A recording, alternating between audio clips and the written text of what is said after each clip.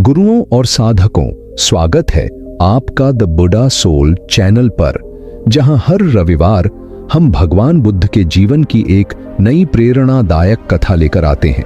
पिछले अध्याय में हमने देखा कि कैसे भगवान बुद्ध ने अपने प्रथम उपदेश के बाद ज्ञान की ज्योति को दूर दूर तक फैलाया और अपने शिष्यों को शिक्षित किया। आज हम अध्याय 17 में जानेंगे कि कैसे बुद्ध की मुलाकात मगध नरेश बिंबिसार से हुई और यह मिलन एक ऐतिहासिक मोड़ साबित हुआ।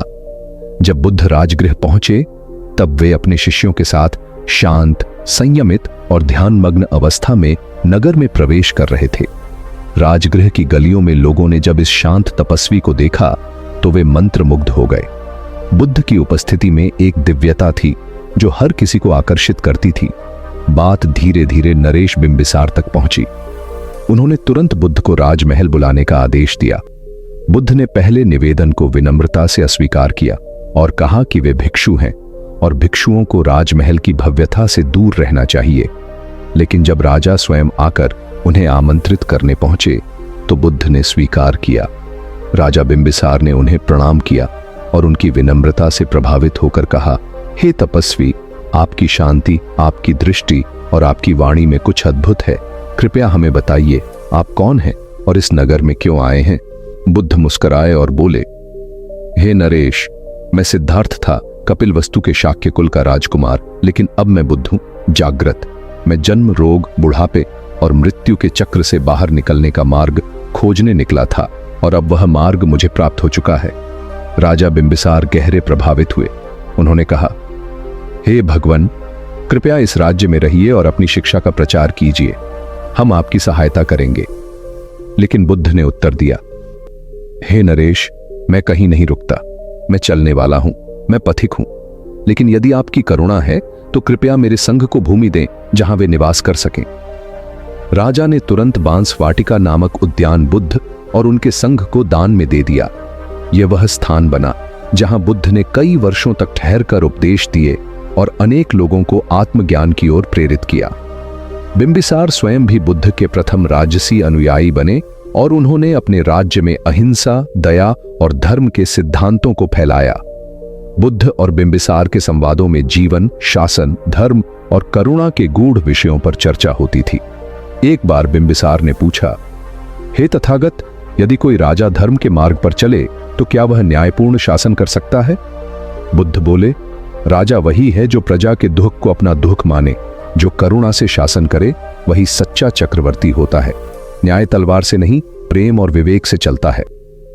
बुद्ध की शिक्षा से प्रेरित होकर बिंबिसार ने अनेक सुधार अपने राज्य में लागू किए। कर व्यवस्था को सरल बनाया, युद्धों से दूरी बनाकर कूटनीति को अपनाया और अपने लोगों को शिक्षित करने हेतु विद्यालय और ध्यानस्थल बनवाए। बुद्ध का संघ भी बांस वाटिका में फैलने लगा। वहां ध्यान, चर्चा और साधना के माध्यम से लोग अपने भीतर की शांति को अनुभव करने लगे। राज परिवार से लेकर सामान्य गृहस्थ तक सब कोई बुद्ध के विचारों से प्रेरित होते रहे। समय बीतता गया और बिंबिसार की भक्ति गहराती गई। एक बार उन्होंने बुद्ध से पूछा, भगवान, जब मैं प्रजा की भलाई के लिए कार्य करता हूं तब भीतर एक आनंद की अनुभूति होती है, क्या यही धर्म है? बुद्ध बोले, हाँ नरेश, जब सेवा में स्वार्थ नहीं होता, जब तुम्हारे कार्यों से दूसरों को सुख और शांति मिलती है, तब वही सच्चा धर्म है। बुद्ध और बिंबिसार की मित्रता अद्भुत थी। एक ओर एक आत्मज्ञानी गुरु और दूसरी ओर एक न्यायप्रिय राजा, दोनों के बीच विचारों का ऐसा आदान प्रदान हुआ जिसने भारत के इतिहास की दिशा बदल दी। बुद्ध के प्रभाव से बिंबिसार के राज्य में क्रूर दंड नीति की जगह करुणा आधारित न्याय व्यवस्था स्थापित हुई। उन्होंने अपने पुत्र अजातशत्रु को भी बुद्ध की शिक्षाओं से अवगत कराया। यद्यपि आगे चलकर अजातशत्रु ने पथ से भटककर अपने पिता को बंदी बना लिया, लेकिन यह बाद की कथा है। इस अध्याय का सबसे बड़ा संदेश यही है, जब आध्यात्मिकता और सत्ता दोनों एक ही लक्ष्य, जन कल्याण के लिए मिलते हैं तो समाज में नई रोशनी फैलती है।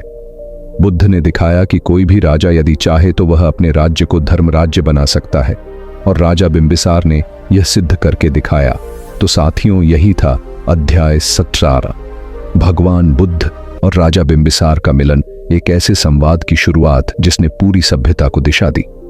अगले रविवार हम मिलेंगे अध्याय 18 में, जहां हम जानेंगे अजातशत्रु और उनके परिवर्तन की कथा। तब तक के लिए नमो बुद्धाय।